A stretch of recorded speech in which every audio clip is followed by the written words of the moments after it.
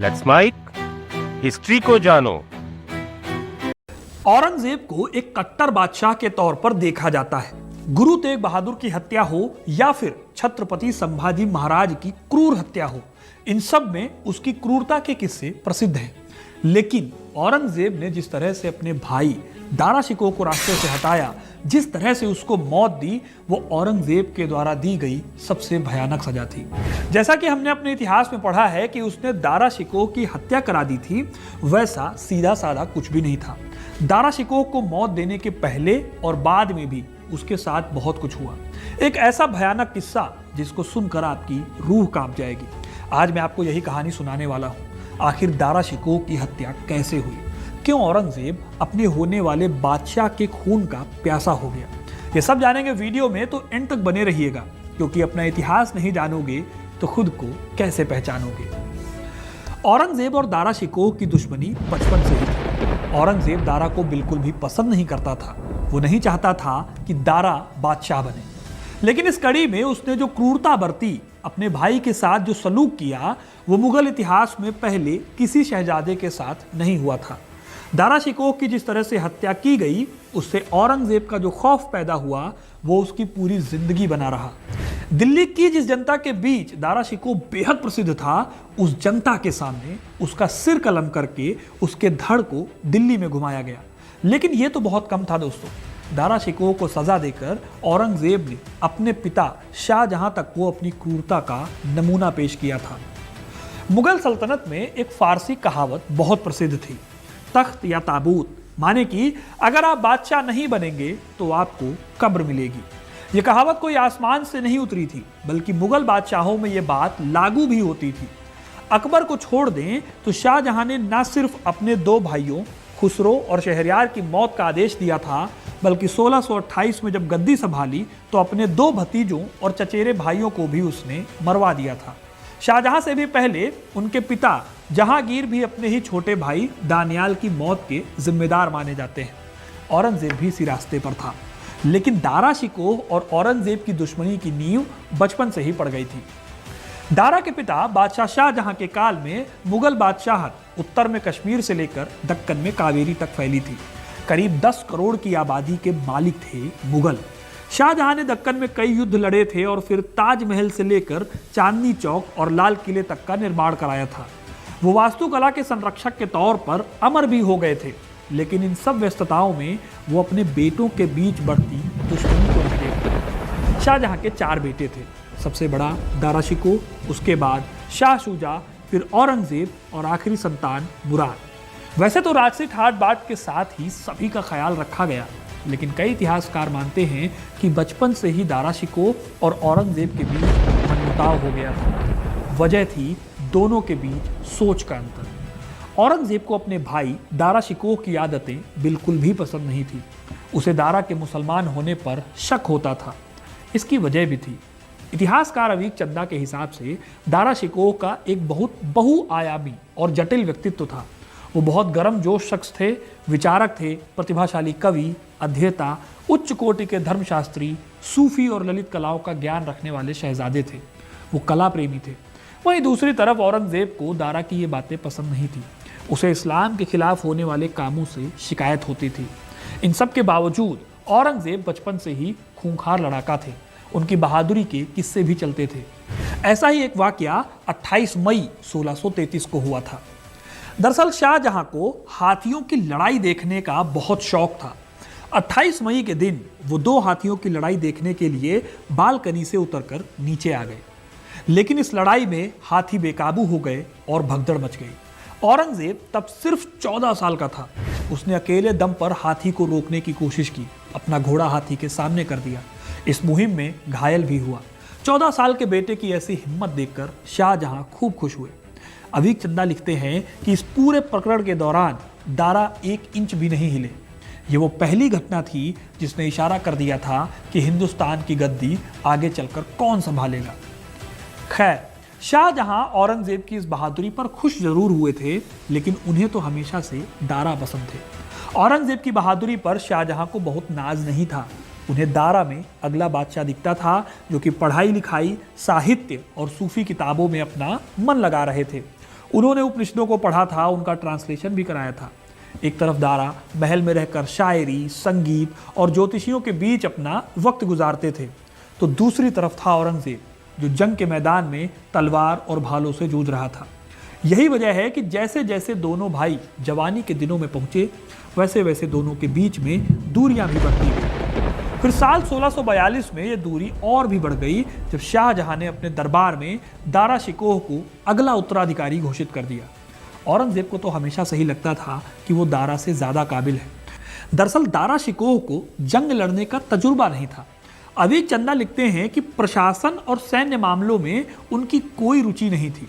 वो स्वभाव से वहमी थे और लोगों को पहचानने की उनकी जो समझ है वो बहुत ज़्यादा छोटी थी, संकुचित थी। वहीं औरंगजेब ने लंबा वक्त दक्कन में खपा दिया था। 16 साल की उम्र में ही शाहजहां ने औरंगजेब को लड़ाइयों में भेजना शुरू कर दिया था, जबकि वो दारा को अपनी आंखों से दूर भी नहीं होने देते थे। हालांकि औरंगजेब फिर भी चुप रहा, क्योंकि गद्दी हमेशा बड़े बेटे को मिलती थी, इसलिए दारा शिकोह को ही आगे चलकर बादशाह बनना था। लेकिन इसके बाद एक ऐसी घटना हुई जिसने औरंगजेब को अपमान से भर दिया।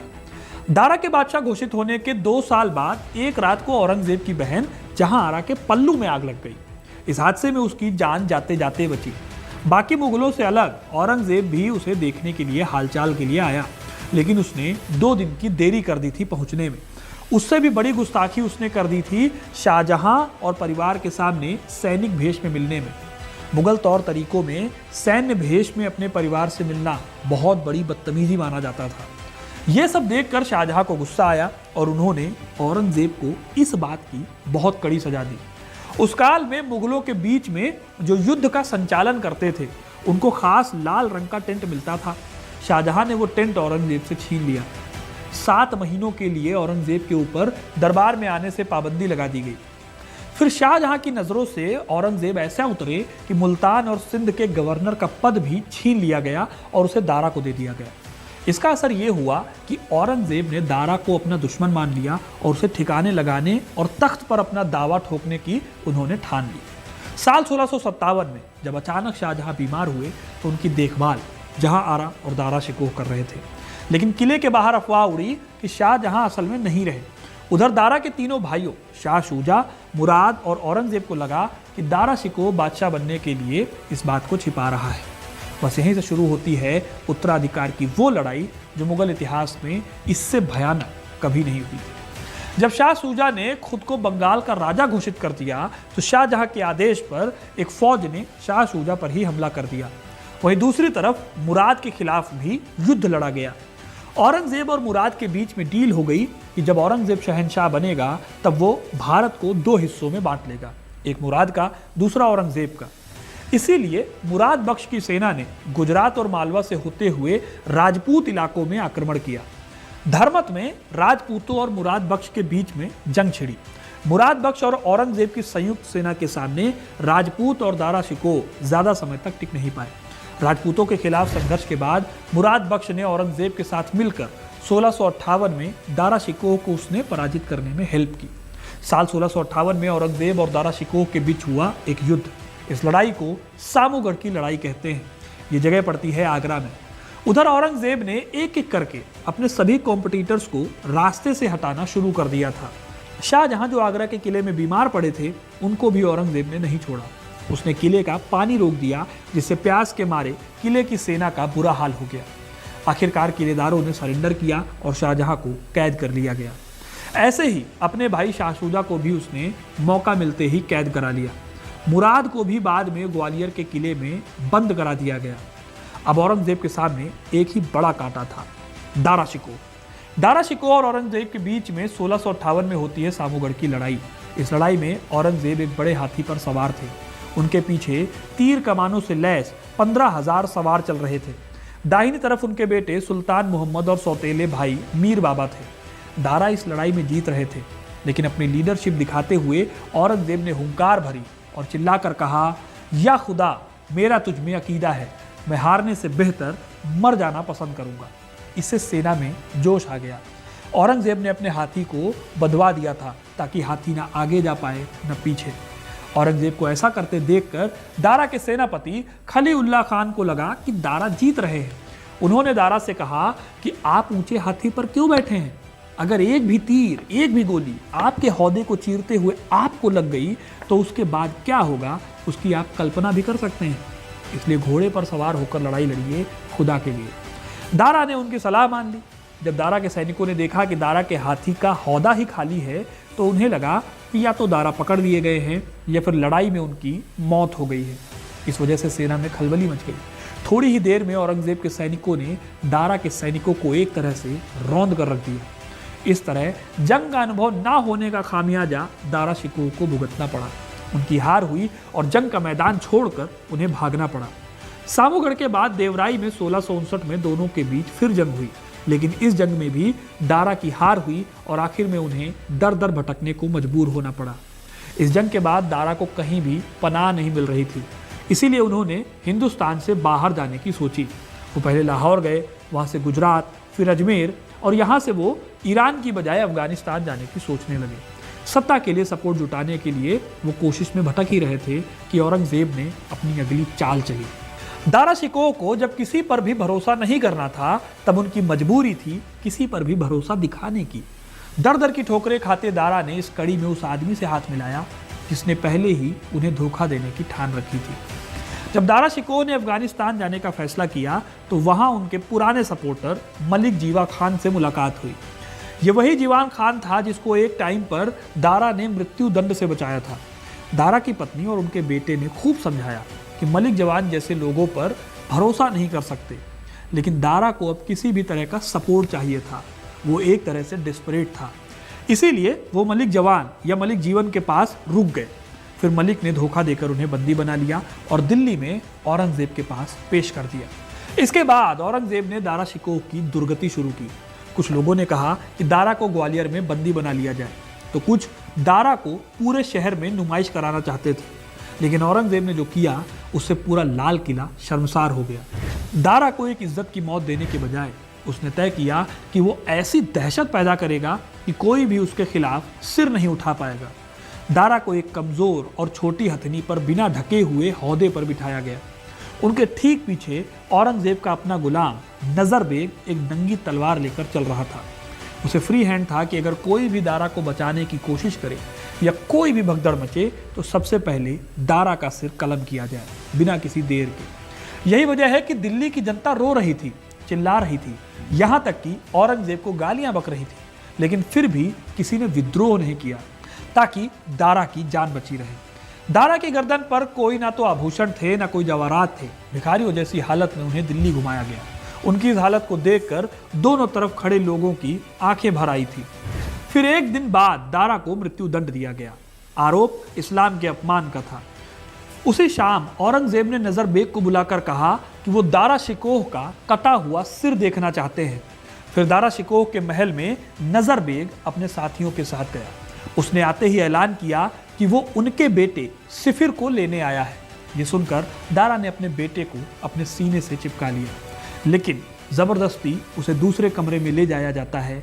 फिर हत्यारे उनके दोनों हाथों को पकड़ लेते हैं और उन्हें जबरदस्ती घुटनों के बल बैठाकर उनका सिर जमीन से लगा दिया जाता है और नजर बेग अपनी तलवार से दारा का सिर धड़ से अलग कर देता है। यही अंजाम उनके बेटे का होता है। उनके उस सिर को औरंगजेब के सामने लाया जाता है। फिर 31 अगस्त 1659 को औरंगजेब इस कटे हुए सिर और धड़ को हाथी पर रखकर फिर से दिल्ली के उन्हीं रास्तों पर घुमाया जाता है जहां उनकी पहली बार परेड कराई गई थी। लोग हैरान थे ये क्रूरता देखकर। इतने से भी औरंगजेब का जी नहीं भरा। उसने एक तश्तरी पर दारा का सिर रखवाया और उसे शाहजहां के सामने पेश कर दिया। शाहजहां को यह देखकर बहुत गहरा धक्का लगा। उन्होंने नहीं सोचा था कि उनके बेटे का ये हाल होगा जिसे कभी हिंदुस्तान के तख्त पर सवार होना था। दोस्तों, दारा का बाकी का धड़ तो हुमायूं के मकबरे में दफनाया गया, लेकिन औरंगजेब के हुक्म पर दारा के सिर को ताजमहल के प्रांगण में गाड़ दिया गया। उनका मानना था कि जब भी शाहजहां की नज़र अपनी बेगम के मकबरे पर जाएगी, उन्हें ख्याल आएगा कि उनके सबसे बड़े बेटे का सिर भी वहीं पर कहीं सड़ रहा है। इस तरह दोस्तों, इतिहास के क्रूरतम अध्याय का अंत हो जाता है और औरंगजेब बन जाता है हिंदुस्तान में मुगल सल्तनत का छठा बादशाह। आपको ये कहानी कैसे लगी कमेंट करके ज़रूर बताइएगा। वीडियो को लाइक और शेयर करना ना भूलें और ऐसे इंटरेस्टिंग कहानियों के लिए, इतिहास से जुड़े रहने के लिए हिस्ट्री कनेक्ट को सब्सक्राइब ज़रूर करें। धन्यवाद।